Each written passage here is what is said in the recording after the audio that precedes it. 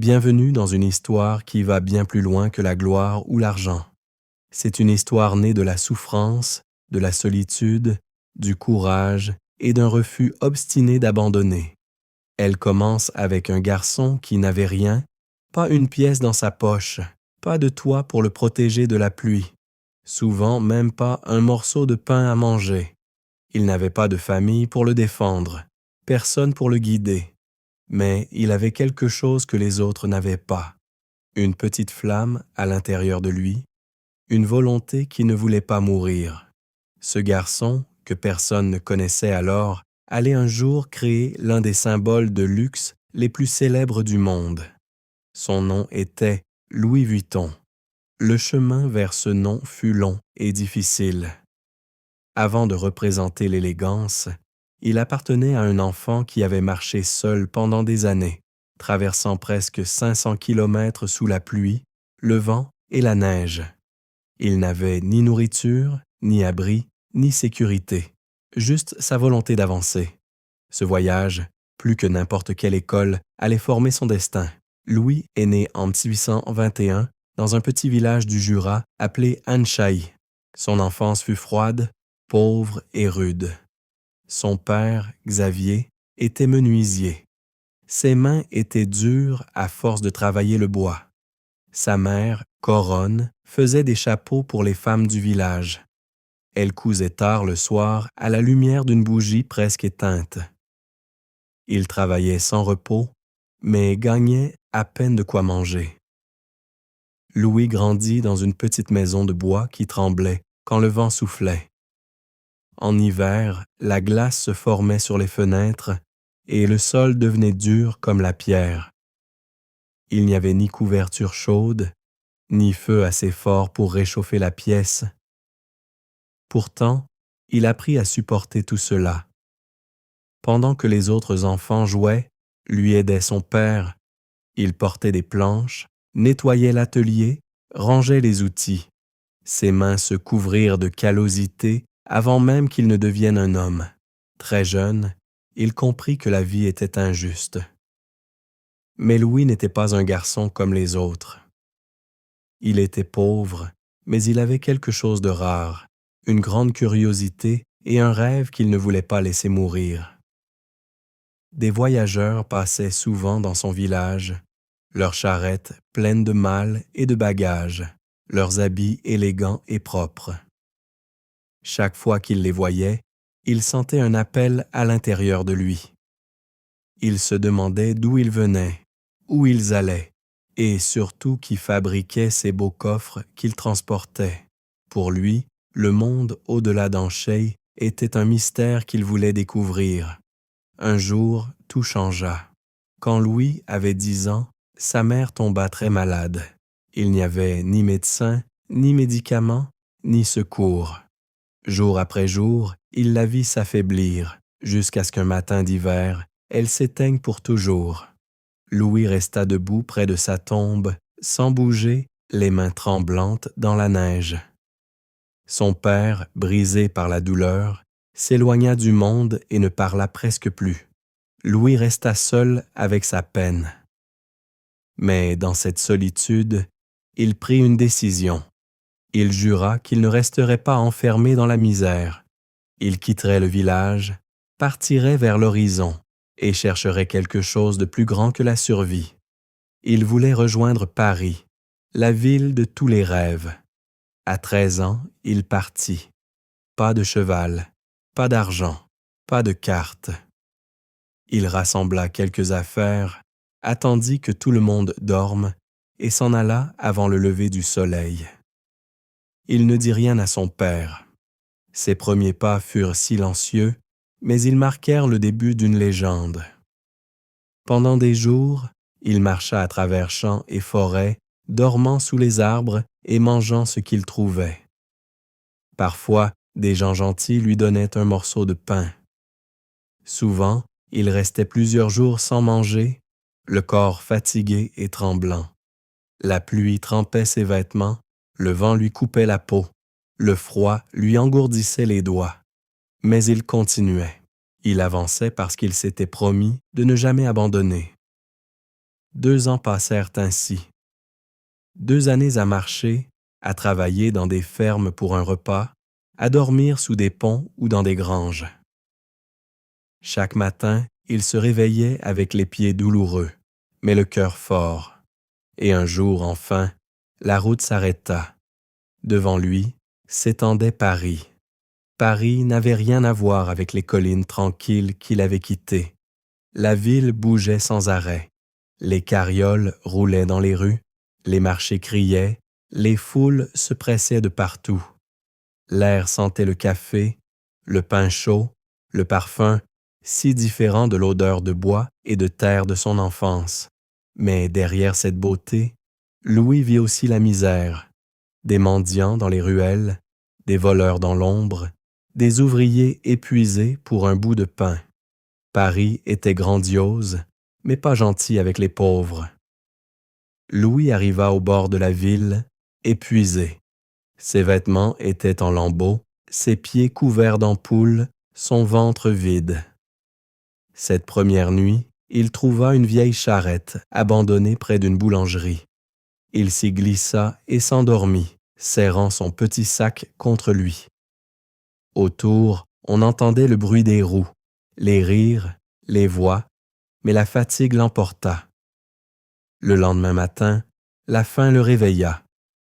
Il regarda les passants entrer dans la boulangerie, leurs bras remplis de baguettes et de croissants dorés. L'odeur était insupportable.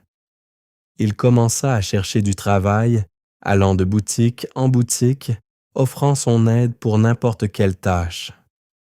Mais la réponse était toujours la même. Pas d'argent, pas d'expérience, pas d'emploi. Paris ne se souciait pas d'un garçon inconnu venu de la campagne. Les jours passèrent, puis les semaines. Il n'avait rien trouvé. Il mangeait les restes que les autres jetaient au marché. Ses habits étaient sales, son corps amaigri. Pourtant, il ne perdit pas espoir. Un soir, alors que le soleil se couchait derrière les toits, il vit un homme essayer de soulever une grande malle devant un atelier. Sans réfléchir, Louis courut l'aider. Ensemble, ils transportèrent la caisse à l'intérieur. L'atelier sentait le bois ciré et le cuir. Des malles de toute taille brillaient le long des murs. C'était un atelier de mallettier, un fabricant de coffres et de bagages, l'un des meilleurs de Paris. Le propriétaire, un homme sévère mais observateur, remarqua la force et la volonté du jeune garçon. Même sans expérience, il lui proposa un poste d'aide. Balayer, nettoyer, porter les outils. Ce n'était pas un grand travail, mais pour Louis, c'était un début. Pour la première fois depuis longtemps, il avait un toit et une raison de se lever chaque matin. Les journées étaient longues, le travail dur, mais il arrivait avant l'aube et repartait le dernier. Quand les autres rentraient chez eux, il restait pour s'entraîner, couper, clouer, coudre, imiter ce qu'il avait vu dans la journée. Ses doigts saignaient, mais il se sentait heureux. Le maître de l'atelier remarqua vite sa passion. Peu à peu, il lui apprit à choisir le bon bois, à tendre la toile, à coudre le cuir avec précision. Les années passèrent. Le garçon qui avait traversé la France à pied était devenu un artisan talentueux. À 20 ans, on disait déjà qu'il était l'un des meilleurs maletiers de Paris. Les familles nobles et les riches marchands commencèrent à demander Louis Vuitton par son nom.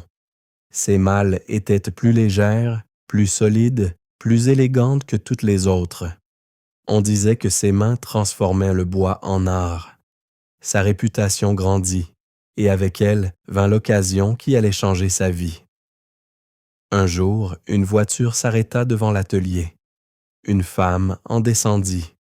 Elle était d'une beauté impressionnante, vêtue d'une robe brillante comme la soie. Son allure imposait le silence.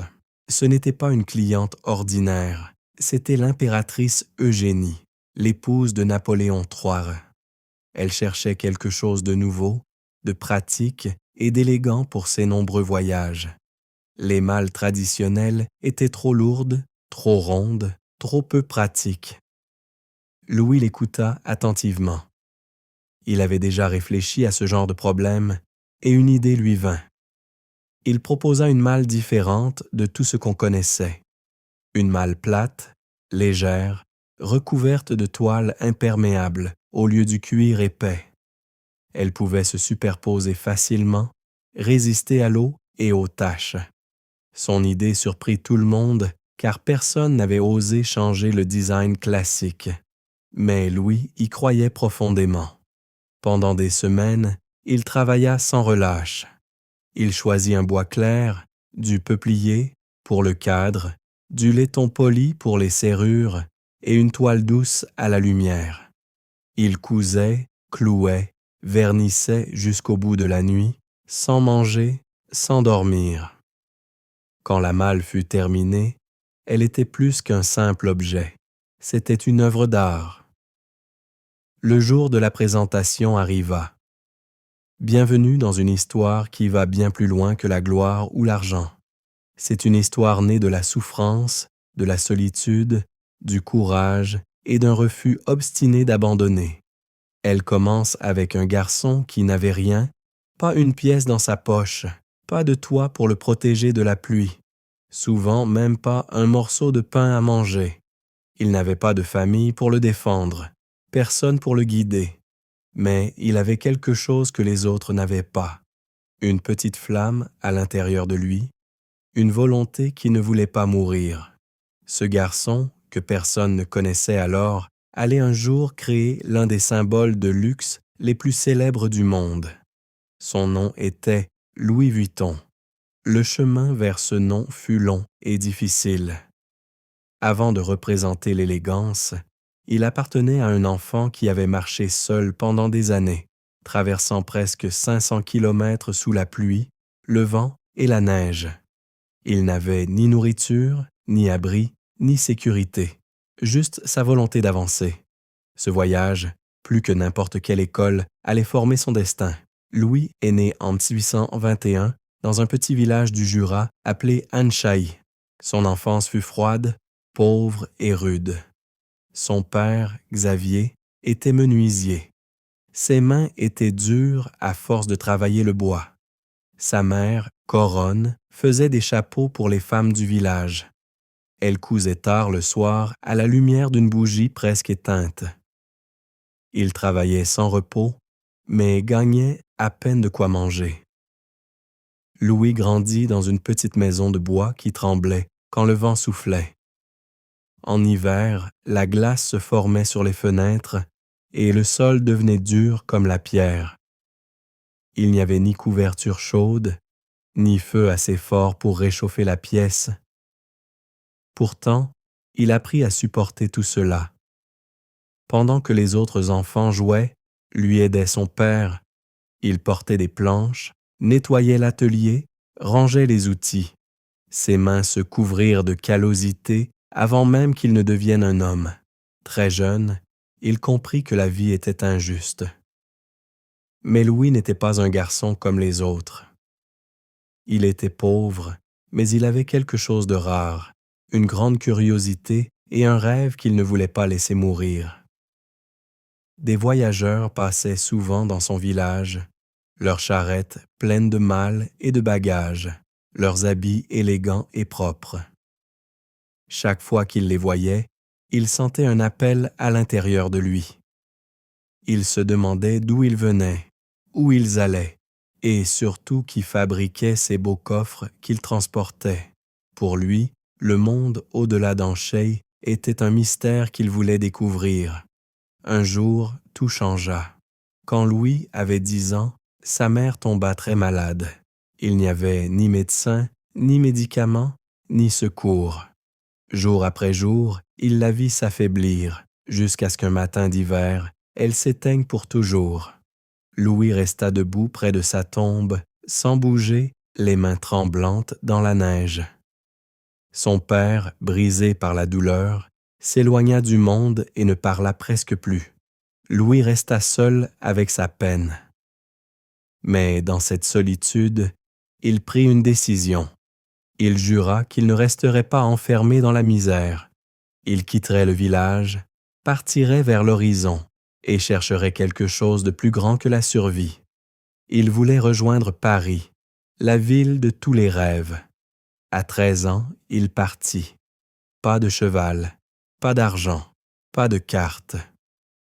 Il rassembla quelques affaires, attendit que tout le monde dorme et s'en alla avant le lever du soleil.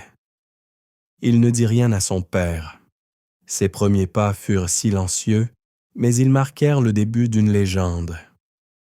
Pendant des jours, il marcha à travers champs et forêts, dormant sous les arbres et mangeant ce qu'il trouvait. Parfois, des gens gentils lui donnaient un morceau de pain. Souvent, il restait plusieurs jours sans manger, le corps fatigué et tremblant. La pluie trempait ses vêtements, le vent lui coupait la peau, le froid lui engourdissait les doigts. Mais il continuait. Il avançait parce qu'il s'était promis de ne jamais abandonner. 2 ans passèrent ainsi. 2 années à marcher, à travailler dans des fermes pour un repas, à dormir sous des ponts ou dans des granges. Chaque matin, il se réveillait avec les pieds douloureux, mais le cœur fort. Et un jour, enfin, la route s'arrêta. Devant lui s'étendait Paris. Paris n'avait rien à voir avec les collines tranquilles qu'il avait quittées. La ville bougeait sans arrêt. Les carrioles roulaient dans les rues, les marchés criaient, les foules se pressaient de partout. L'air sentait le café, le pain chaud, le parfum, si différent de l'odeur de bois et de terre de son enfance. Mais derrière cette beauté, Louis vit aussi la misère. Des mendiants dans les ruelles, des voleurs dans l'ombre, des ouvriers épuisés pour un bout de pain. Paris était grandiose, mais pas gentil avec les pauvres. Louis arriva au bord de la ville, épuisé. Ses vêtements étaient en lambeaux, ses pieds couverts d'ampoules, son ventre vide. Cette première nuit, il trouva une vieille charrette abandonnée près d'une boulangerie. Il s'y glissa et s'endormit, serrant son petit sac contre lui. Autour, on entendait le bruit des roues, les rires, les voix, mais la fatigue l'emporta. Le lendemain matin, la faim le réveilla. Il regarda les passants entrer dans la boulangerie, leurs bras remplis de baguettes et de croissants dorés. L'odeur était insupportable. Il commença à chercher du travail, allant de boutique en boutique, offrant son aide pour n'importe quelle tâche. Mais la réponse était toujours la même. Pas d'argent, pas d'expérience, pas d'emploi. Paris ne se souciait pas d'un garçon inconnu venu de la campagne. Les jours passèrent, puis les semaines. Il n'avait rien trouvé. Il mangeait les restes que les autres jetaient au marché. Ses habits étaient sales, son corps amaigri. Pourtant, il ne perdit pas espoir. Un soir, alors que le soleil se couchait derrière les toits, il vit un homme essayer de soulever une grande malle devant un atelier. Sans réfléchir, Louis courut l'aider. Ensemble, ils transportèrent la caisse à l'intérieur. L'atelier sentait le bois ciré et le cuir. Des malles de toute taille brillaient le long des murs. C'était un atelier de mallettier, un fabricant de coffres et de bagages, l'un des meilleurs de Paris. Le propriétaire, un homme sévère mais observateur, remarqua la force et la volonté du jeune garçon. Même sans expérience, il lui proposa un poste d'aide. Balayer, nettoyer, porter les outils. Ce n'était pas un grand travail, mais pour Louis, c'était un début. Pour la première fois depuis longtemps, il avait un toit et une raison de se lever chaque matin.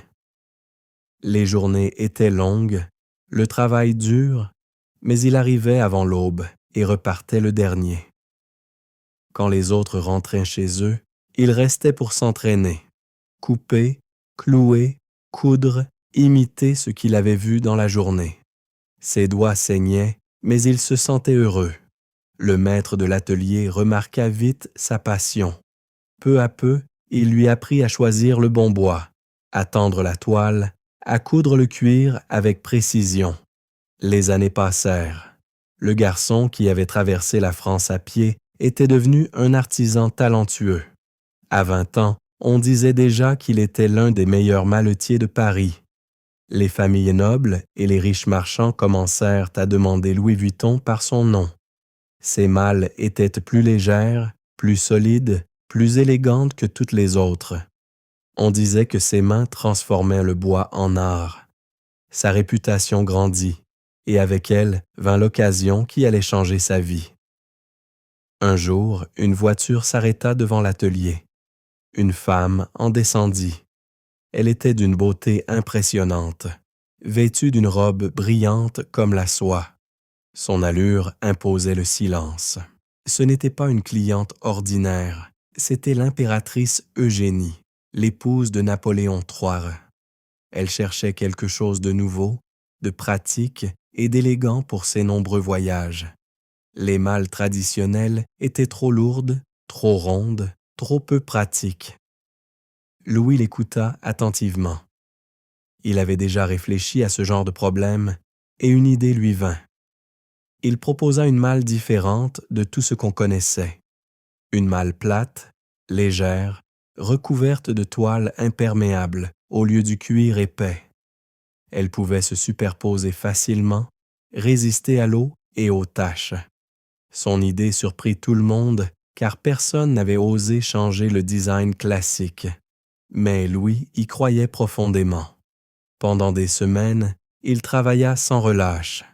Il choisit un bois clair, du peuplier pour le cadre, du laiton poli pour les serrures et une toile douce à la lumière.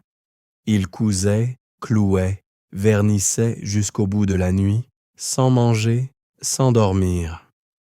Quand la malle fut terminée, elle était plus qu'un simple objet. C'était une œuvre d'art. Le jour de la présentation arriva. Louis se tint debout dans la grande salle du palais impérial. Les nobles le regardaient avec méfiance. L'impératrice examina la malle, toucha la toile, observa chaque couture. Puis, lentement, elle sourit. Ce sourire changea sa vie. Dès ce jour, Louis Vuitton devint le maletier personnel de l'impératrice. Son nom, autrefois inconnu, commença à résonner dans tout Paris. Son rêve était devenu destin. L'approbation de l'impératrice transforma la vie de Louis du jour au lendemain. Ce n'était pas seulement un honneur royal, c'était une porte ouverte vers le monde des plus riches. Bientôt, toute la haute société voulut ce que possédait l'impératrice. Les nobles, les voyageurs aisés, les marchands fortunés se pressaient à son atelier pour commander leurs malles. Chaque pièce qu'il fabriquait portait la même attention, la même perfection qui avait séduit la cour impériale. Mais le succès eut un prix. Louis travaillait encore pour son ancien maître et les bénéfices de son talent revenaient à un autre. Plus sa réputation grandissait, plus il sentait le besoin de liberté. Il n'avait pas traversé la France à pied pour vivre dans l'ombre d'un autre homme. Un jour, il prit sa décision. Avec courage, il quitta l'atelier et ouvrit sa propre boutique. Ses économies étaient faibles, à peine assez pour payer le loyer d'un petit local à Paris, mais pour lui, c'était un rêve devenu réalité. Il accrocha une simple enseigne en bois.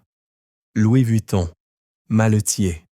Ces mots représentaient des années de travail, de douleur et de foi. Les débuts furent terribles. Louis travaillait seul, fabriquant chaque malle à la main, du matin jusqu'à la nuit. Les clients étaient rares, les matériaux coûtaient cher. Et bientôt, une catastrophe éclata, la guerre franco-prussienne. Paris fut envahi, les riches s'enfuirent, les affaires s'arrêtèrent. Son petit atelier resta vide. Pour survivre, il vendit ses outils un à un. Son rêve semblait s'effondrer. Mais Louis ne renonça pas. Quand la guerre prit fin, les voyageurs revinrent. Le monde avait soif de beauté, de confort, de nouveauté. Et quand on parla à nouveau de malles élégantes, un nom revint sur toutes les lèvres, Vuitton. Les commandes affluèrent. Ce qui avait failli disparaître renaquit plus fort que jamais. En 1871, il ouvrit un grand atelier à Asnières, près de Paris. 4 fois plus vaste que le premier, il sentait le bois frais et la colle. Louis embaucha des ouvriers, forma des apprentis et imagina de nouveaux modèles. Son rêve était devenu un empire en construction. Sa vie personnelle s'épanouit aussi. Il épousa Clémence Émilie Pariot, une femme courageuse et loyale qui croyait en lui autant qu'il croyait en son art. Elle l'aida à tenir, même dans les nuits de fatigue et les jours sans repos. Ensemble, ils eurent un fils, Georges Vuitton, un enfant qui hériterait non seulement du nom, mais aussi de l'esprit de son père. Mais Louis ne s'arrêtait jamais. Il passait des nuits entières dans son atelier, corrigeant, améliorant, cherchant la perfection dans chaque détail. Il manquait parfois les repas de famille, les fêtes, les anniversaires. Pour lui, créer, c'était vivre. Il savait que la vraie grandeur exigeait des sacrifices. Louis voulait créer pour ceux qui savaient reconnaître la qualité, pas pour la masse. Il ne cherchait pas la quantité, mais l'excellence. Il croyait que si les plus riches portaient ces malles, le reste du monde rêverait d'en avoir une. Et il connaissait une vérité simple. Les gens fortunés ne regardent pas le prix, ils cherchent la rareté. Sa stratégie marcha. Les plus grands voyageurs d'Europe emmenaient ses créations dans leurs carrosses, leurs bateaux, leurs trains. Ces malles étaient partout, dans les palais, sur les docks, dans les wagons de luxe. Chaque objet portait son nom, symbole d'élégance et de réussite. Posséder une malle. Louis Vuitton, ce n'était plus un besoin, c'était une fierté. Les années passèrent et Louis atteignit le sommet de son art. Pourtant, au fond de lui, il resta ce même garçon déterminé qui avait marché à travers la France, le cœur rempli d'un rêve.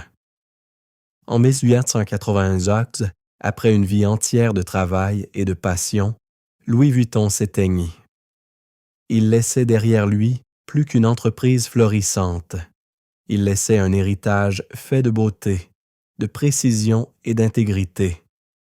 Avant de mourir, il transmit à son fils un dernier conseil. Ne vends jamais notre nom à bas prix. Ne fais jamais bon marché. Ne vends jamais à tout le monde. Reste fidèle à l'excellence et le monde viendra à toi.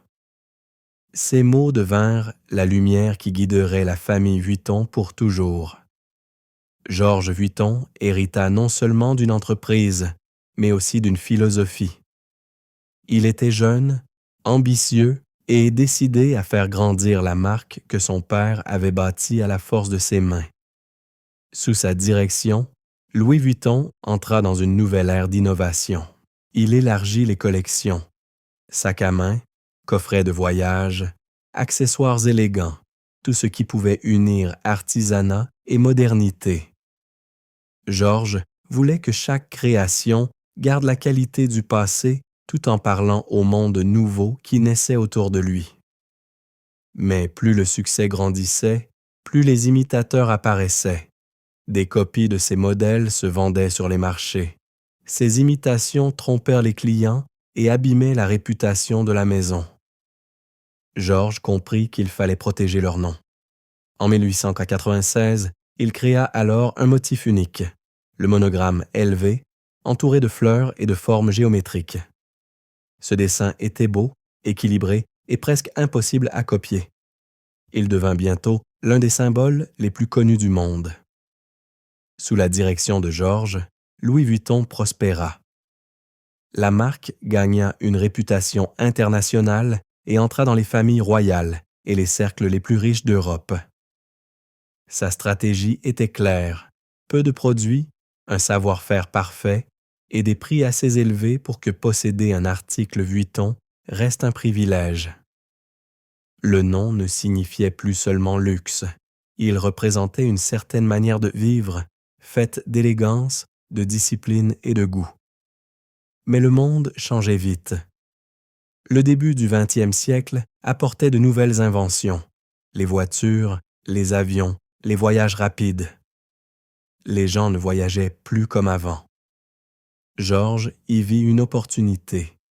Il créa des bagages plus légers, adaptés aux coffres des automobiles et des valises plus petites pour les trajets aériens.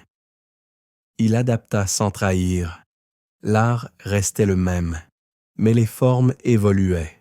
Grâce à cette vision moderne, Louis Vuitton resta en tête pendant que d'autres marques disparaissaient. Les années passèrent et la maison grandit encore. Georges consacra sa vie entière à son travail, ouvrant de nouvelles boutiques à l'étranger, consolidant la réputation du nom Vuitton comme le plus grand symbole du luxe français. Quand il mourut en 1936, il laissa une entreprise puissante et respectée. Mais son successeur allait devoir affronter un monde bien plus dur. Son fils, Gaston Louis Vuitton, reçut l'héritage à une époque troublée. Le monde vivait la Grande Dépression, les économies s'effondraient et bientôt la guerre reviendrait. Pourtant, Gaston refusa de laisser mourir la marque. Il avait grandi parmi les artisans, le cuir, les croquis et les outils. Il connaissait l'importance de chaque détail et croyait profondément à la valeur du travail manuel. Il comprit que les temps avaient changé. Les grandes malles n'étaient plus aussi utiles. Il fallait s'adapter à une vie plus rapide. Il décida alors de se concentrer sur des objets plus petits, sacs à main, portefeuilles, accessoires en cuir. Chaque création devait être à la fois pratique et belle. Ainsi, la marque continua d'exister, même quand le monde se transformait. Puis vint la Seconde Guerre mondiale. La France fut occupée, les usines fermèrent, le commerce s'effondra. Pour survivre, Gaston dut faire des choix difficiles. Il réduisit la production, mais ne ferma pas. Malgré les années sombres, il garda vivante la flamme du nom Vuitton. Quand la paix revint, il se remit aussitôt au travail. Il voulait rendre à la marque son éclat d'avant-guerre. Peu à peu, les ateliers reprirent vie, les artisans retrouvèrent leurs gestes. Dans les années 1950, Louis Vuitton redevint un symbole de raffinement. De nouveaux modèles virent le jour, le Speedy, le Keepall, le Noé, tous pensés pour la vie moderne, tous faits avec soin et passion. L'entreprise, autrefois connue pour ses malles, devint un véritable nom de la mode mondiale. Sous Gaston, Louis Vuitton devint bien plus qu'une maison d'artisans. C'était une légende française, un rêve fait de cuir, de toile et d'histoire. Dans les années 1960, Louis Vuitton atteignit le sommet du prestige. Son monogramme était connu dans le monde entier, de Paris à New York, de Londres à Tokyo. Mais le monde changeait. La société n'était plus guidée par les rois et les nobles, mais par les artistes, les célébrités et les voyageurs modernes. Gaston Louis Vuitton, vieillissant mais sage, comprit qu'il fallait une nouvelle vision pour garder vivante la maison. Il fit alors appel à son gendre, Henri Racamier, un homme au grand sens des affaires. Henri n'était pas un artisan, mais un stratège. Là où d'autres voyaient une entreprise familiale, lui voyait un empire possible. À la fin des années 1970, il prit la tête de Louis Vuitton avec un objectif clair, faire de la marque le nom le plus puissant du luxe mondial. Il commença par agrandir la présence de Vuitton dans les pays riches. Des boutiques ouvrirent aux États-Unis, au Japon, au Moyen-Orient. Mais ce n'étaient pas de simples magasins, c'étaient des lieux d'élégance, presque des temples du raffinement. Chaque détail comptait, le marbre au sol, la lumière douce, l'odeur du cuir neuf. Entrer dans une boutique Louis Vuitton, c'était vivre une expérience, pas seulement faire un achat.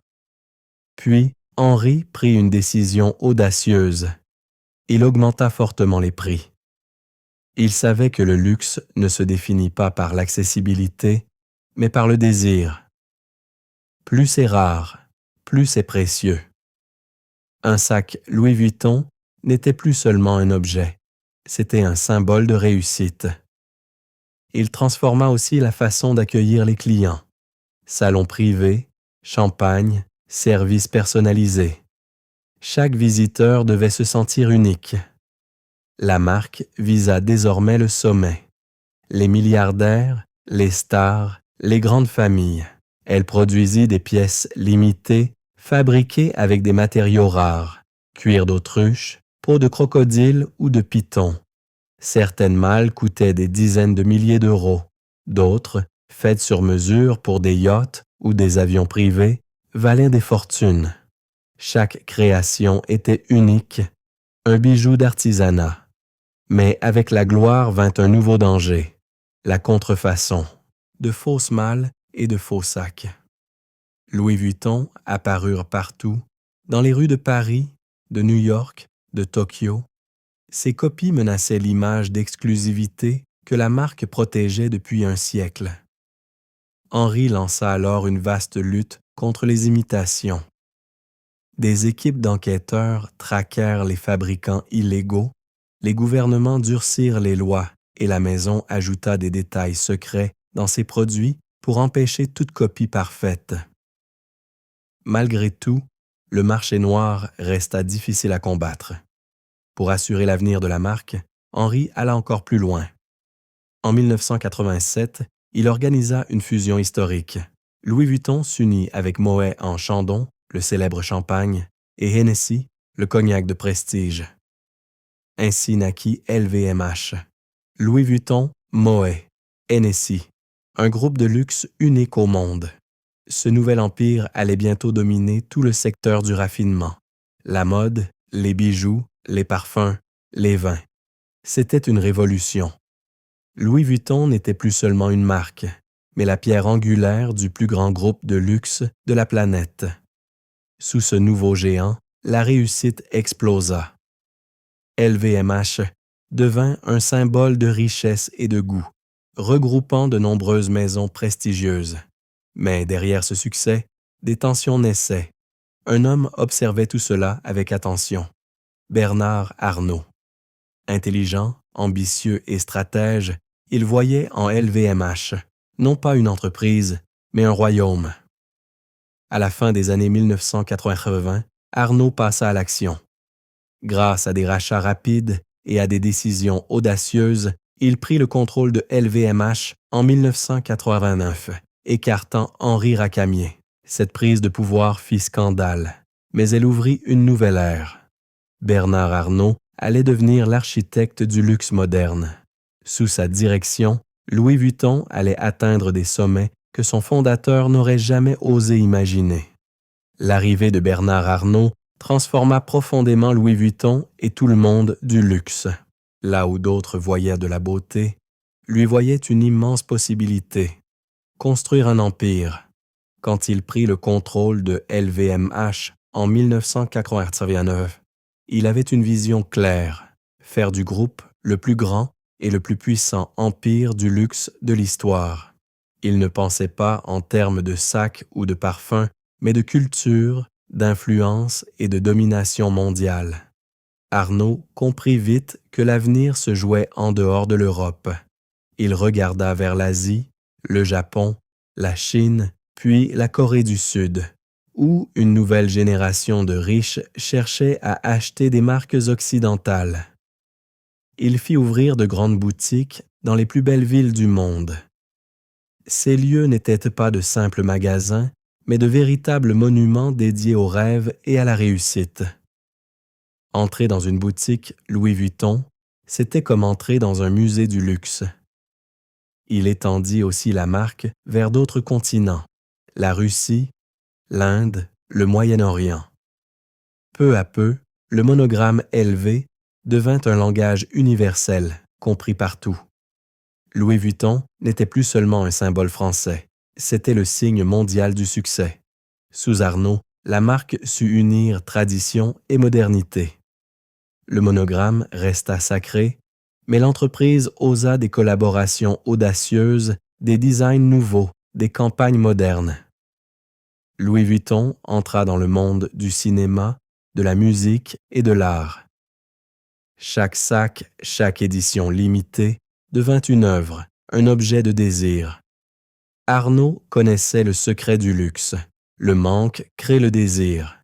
Il limita donc la production, augmenta les prix et fit du rare un trésor. Il ne vendait pas seulement des produits. Il vendait une histoire, un rêve, une émotion. Les artisans qui fabriquaient chaque pièce devinrent les gardiens d'un savoir-faire presque sacré. Dans un monde où tout allait vite, Louis Vuitton resta un symbole de patience et de perfection. Mais Arnault voulait plus encore. Il fit de LVMH un groupe rassemblant les plus grands noms du luxe. Dior, Fendi, Givenchy, Bulgari et bien d'autres. La mode, les montres, les bijoux, les vins, tout fut réuni sous une même vision, l'excellence. Chaque marque garda sa personnalité, mais toutes formaient un même empire. Un empire où Louis Vuitton était la couronne. Pendant que la marque grandissait, son histoire devint une légende racontée partout. On se souvenait du petit garçon pauvre qui avait traversé la France à pied. Son parcours devint un symbole de courage, de persévérance